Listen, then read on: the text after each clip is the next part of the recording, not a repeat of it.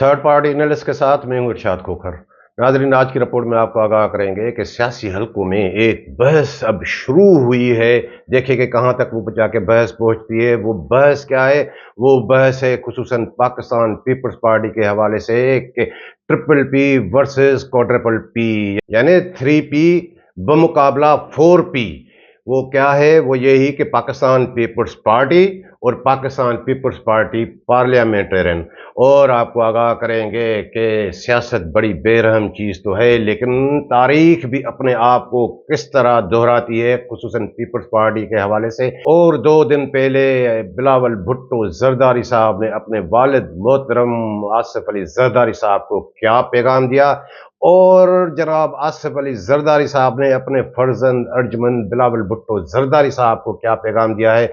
और आसफा भुट्टो जरदारी साहिबा ने, आपने देखा कि उन्होंने भी कौमी असम्बली का हलफ उठा लिया, वो भी कौमी असम्बली की रुकन बन गई। और सिंध में जो गवर्नमेंट बनी थी, तीसरी मरतबा CM बने सैयद मुराद अली शाह, वो कैसे बने और आगे उसकी हुकूमत के किस तरह मामला चलेंगे, क्या उनकी जो ख्वाहिश रही है ये पोर्टफोलियोज वो उनके पास रहेंगे या नहीं रहेंगे, और तोसी काबीना में जो होगी उसमें किसकी चलेगी। तो वो दोस्त जिन्होंने अभी तक हमारा चैनल सब्सक्राइब नहीं किया, सब्सक्राइब कीजिएगा। वीडियो अच्छी लगे तो दोस्तों के साथ शेयर जरूर कीजिएगा, लाइक जरूर कीजिएगा, और कमेंट्स के जरिए अपनी राय से हमें जरूर आगाह कीजिएगा। सबसे पहले आपको बता दें, खुसूसन आजकल की जो ये नौजवान नस्ल है, इन्हें शायद पता नहीं होगा कि शहीद जुल्फकार अली भुट्टो को जब 1979 में फांसी लगी, उसके बाद पीपल्स पार्टी की सरबराही किसको सौंपी गई थी? वो थी बेगम नुसरत भुट्टो साहिबा, वो चेयरपर्सन बनी थी। फिर हमने आगे देखा कि MRD की तहरीक, फिर जब मामला साफ होने लगा कि अब इलेक्शन होने वाले हैं, 88 से पहले मेरे ख्याल में आसिफ अली जरदारी साहब से बीबी साहिबा की शादी से पहले का ये मामला है। तो फिर नुसरत भुट्टो साहिबा को शरीक चेयरमैन बना के बेनज़ीर साहिबा खुद पीपल्स पार्टी की चेयरपर्सन गई थी। और उस वक्त भी जो सीनियर्स लोग थे, कई लोगों को ये अच्छा नहीं लगा था। वो तो और बात है कि बेगम नुसरत भुट्टो साहिबा और बेनज़ीर साहिबा के दरमियान वालिदा और बेटी का एक मिसाली उनके ताल्लुकात होते थे, लेकिन फिर भी कई लोगों को उस वक्त बुरा लगा था, और मीर मुर्सा भुट्टो को भी बुरा लगा था कि बेनज़ीर साहिबा खुद चेयरपर्सन कैसे बन गई। लेकिन वो और बात है कि उन्होंने साबित करके दिखाया कि किस तरह हुकूमत चले। और खुसूसन ये हुकूमत के जो मामलात होते हैं, पार्टी टिकट देना और ये करना वो करना, उससे आप अंदाजा लगाएं कि बेगम नुसरत साहिबा को भी पार्टी क़यादत से हटना पड़ा था, और बीबी साहिबा ने वो क़यादत संभाली थी। फिर हमने देखा कि 1993 के जब इंतखाबात हुए, तो बीबी साहिबा के और मीर मुर्तज़ा भुट्टो साहब के भी इख्तलाफात सामने आ गए। उन्होंने दमिश्क से बैठ के इलेक्शन लड़ी, वो सीटें तो बहुत थी, लेकिन लाड़काना की सूबाई असम्बली की नशस्त से वो कामयाब हो गए थे। लेकिन उस वक्त कौन सी पार्टी बनी थी? ज़ाहिर है पीपल्स पार्टी शहीद भुट्टो के नाम से, जो अभी भी है। तो और बात है कि बेनज़ीर साहिबा और मीर मुर्तज़ा भुट्टो साहब के ताल्लुकात जो कुर्बत बहन भाइयों में वो थी, लेकिन सियासत बड़ी बेरहम चीज़ है। बेनज़ीर साहिबा तो मीर मुर्तज़ा भुट्टो साहब के वतन वापसी के हक में भी नहीं थी। ये तो अलग एक सियासी मसाइल हैं, लेकिन उस वक्त भी एक पीपल्स पार्टी बनी थी।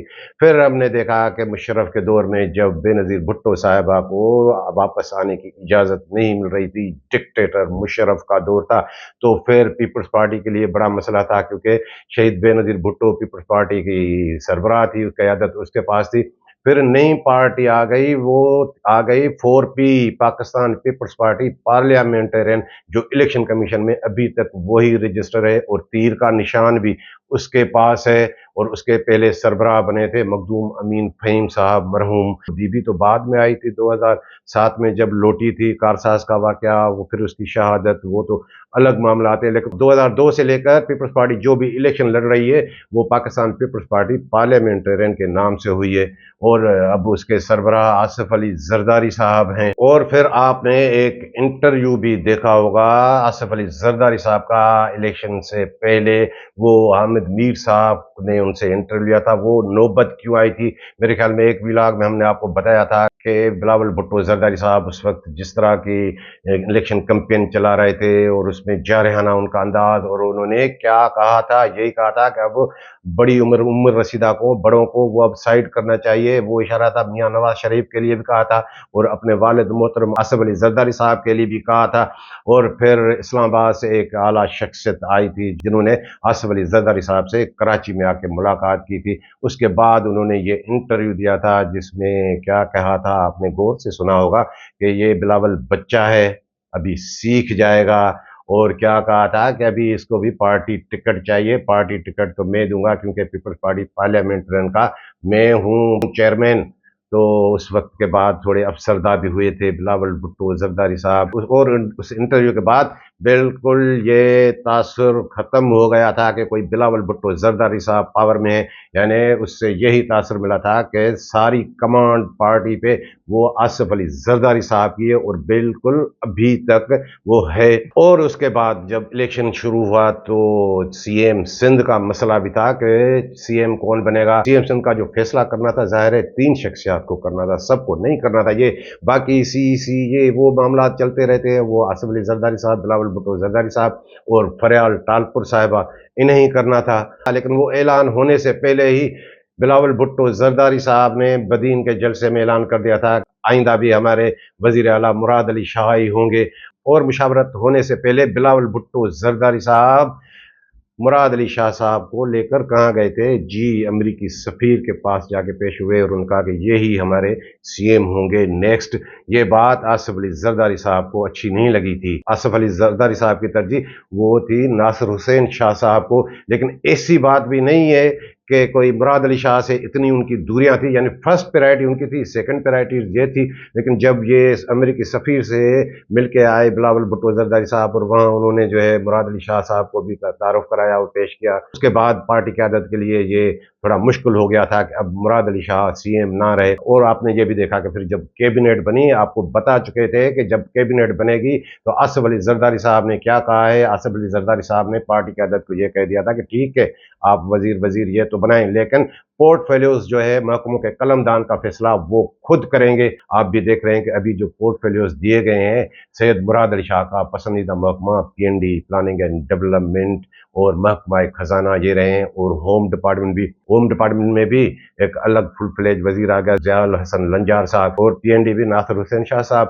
منسٹر بن گئے۔ اب کیبنٹ میں توسیع بھی ہونی ہے۔ دیکھنا یہ ہے کہ سید مراد علی شاہ کے پاس اب محکمہ خزانہ کا پورٹ فولیو بھی رہتا ہے یا نہیں، اور زیادہ تر امکان یہ ہے کہ شاید اس کے لیے بھی کوئی الگ وزیر آ جائے۔ یہ جو معاملات ہیں آپ اس سے اندازہ لگائیں کہ بلاول بھٹو زرداری صاحب نے اپنی وہ تھوڑی بہت دکھائی کہ ہاں نہیں سی ایم یہی ہوگا، تو اب توسیع بھی ہونی ہے۔ اب نئے جو وزیر آئیں گے انہیں بھی پورٹ فولیوز کا فیصلہ کون کرے گا، وہ بھی کرے گا آصف علی زرداری صاحب۔ اور آپ کو یہ بھی بتا دیں کہ کچھ لوگ یہ کہہ رہے تھے کہ یہ والد کا اور اپنے بیٹے کے درمیان کچھ جو ہے معاملات یہ کچھ انڈرسٹینڈنگ سے ہے، کہ یہ تاثر کہ وہ گڈ کوپ میں وہ بیڈ کوپ میں اس طرح کے معاملات، لیکن ہمارے جو ذرائع کہہ رہے ہیں کہ نہیں ایسی بات نہیں ہے، بالکل معاملات چل رہے ہیں۔ بلاول بھٹو زرداری صاحب تھوڑی اپنی وہ کمانڈ حاصل کرنے کے اس میں لگے ہوئے ہیں، لیکن آصف علی زرداری صاحب ظاہر ہے وہ تجربے کار ہیں بڑے، کہ وہ ابھی ایسے کیسے وہ کریں گے، کیونکہ اسٹیبلشمنٹ کے معاملات دوسرے معاملات۔ اور جو آپ کو بتایا کہ پیغام کیا ملا، پیغام 2 روز پہلے آپ نے بھی دیکھا، ہم نے بھی دیکھا، کتاب آپ نے سنے ہوں گے شہید ذوالفقار علی بھٹو کی برسی میں، اس میں بلاول بھٹو زرداری صاحب کیا پیغام دے رہے ہیں، کیا باور کرا رہے ہیں۔ وہ کہہ رہے ہیں کہ شہید ذوالفقار علی بھٹو کو پھانسی لگے، شہید ہوئے 45 سال ہو گئے، لیکن آج بھی وہ اپنی قبر میں بیٹھ کے حکومتیں بناتے ہیں اور حکومتیں گراتے ہیں۔ یہ بات عوام کے لیے تو تھی، لیکن اصل یہ باور کرانا تھا بلاول بھٹو زرداری صاحب کو، اپنے والد محترم آصف علی زرداری صاحب کو، کہ ذوالفقار علی بھٹو نے اصولوں پہ سودے بازی نہیں کی، وہ پھانسی چڑھ گئے۔ لیکن آج بھی جو بھی گورنمنٹ بنتی ہے، پیپلز پارٹی جو بھی ہے، وہ ذوالفقار علی بھٹو کے مرہون منت ہیں، شہید بے نظیر بھٹو کی مرہون منت ہیں۔ وہ تاثر یہ دے رہے ہیں کہ نہیں، اس کی جو نانا کی سیاست تھی اسی کی بدولت یہ سب کچھ ہوا ہے۔ اب اس میں یہ بھی پیغام ہوگا کہ ہاں آپ کی اپنی وہ اہمیت اپنی جگہ، لیکن ہے تو بھٹو لیگیسی، بھٹو کا نظریہ ہی ہے جس کی بدولت یہ ہے وہ ابھی تک زندہ ہے۔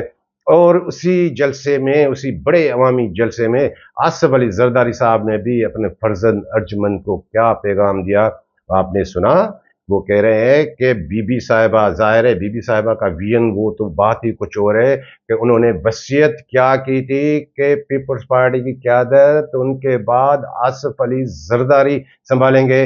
ये बात तो कई मरतबा कह चुके हैं आसिफ अली जरदारी साहब, लेकिन वो अपने बेटे को जवाब दे रहे थे, उसको बावर करा रहे थे कि आपकी वालदा इतनी बड़ी सियासतदान, लेकिन उन्होंने भी मेरा इंतखाब किया था, इसलिए आप थोड़ा अब धीरज रखें और जैसे मैं कहता हूं वैसे चलें और इतना जल्दी फास्ट ना चलें। और हमने देखा कि खुसूसन कल आसफा भुट्टो साहिबा ने भी वो हलफ उठा लिया है। मैंने तस्वीरों पे भी सोशल मीडिया में कुछ तबसरे चल रहे हैं कि बिलावल साहब किस तरह खड़े हैं, और आसिफ अली जरदारी साहब ने उसको इतनी अहमियत दी कि वो खुद सदर ममलकत होते हुए भी वो चैम्बर में आए कौमी असम्बली के, और वहाँ बेटी को आके मुबारकबाद दी। जहाँ तक मुबारकबाद की बात है तो ऐसी मुबारकबाद उन्होंने बिलावल भुट्टो जरदारी साहब को भी दी थी। 2018 में वो पहली मरतबा MNA बने थे, उस वक्त भी उन्होंने खुशी का इजहार किया था।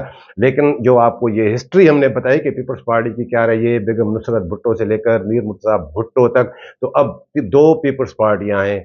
एक पीपल्स पार्टी के सरबराह वो आसिफ अली जरदारी साहब हैं, और एक पीपल्स पार्टी के वो बिलावल भुट्टो जरदारी साहब हैं। लेकिन असल जो पीपल्स पार्टी वो तो जरदारी साहब की है, इलेक्शन, इक़्तिदार, वो तो सब कुछ उनके हाथ में। और आसफा भुट्टो जरदारी के आने से और पीपल्स पार्टी के अंदर जो अब तबसरे हो रहे हैं या कानो कान हो रहे हैं, ये खुलकर आ जाएंगे कि शायद ये तासर दे रहे हैं आसिफ अली जरदारी साहब। आसफा भुट्टो भी है, वो भी शहीद बीवी की बेटी है, और हमने उन्हें भी देखा है, वाकई वो अपनी माँ की तस्वीर है, वो भी इसी तरह जोशीली है जिस तरह बिलावल भुट्टो जरदारी साहब है, वो भी इतनी अहलियत रखती हैं। तो बिलावल साहब थोड़े उससे भी मेरे ख्याल में मायूस होंगे। अब हैं तो बहन भाई कुर्बत वो अपनी जगह, लेकिन सियासत बड़ी बेरहम चीज़ है। उन्होंने भी चेयरमैन बन के वो सब कुछ देखा है, और आपको बताने का मकसद ये था कि आने वाले दिनों में ये सियासत थोड़ा कुछ और रंग भी पकड़ सकती है। तो नाज़रीन, ये थी आज की रिपोर्ट पसंद आई हो तो दोस्तों के साथ शेयर जरूर कीजिएगा। मिलेंगे अगली रिपोर्ट के साथ।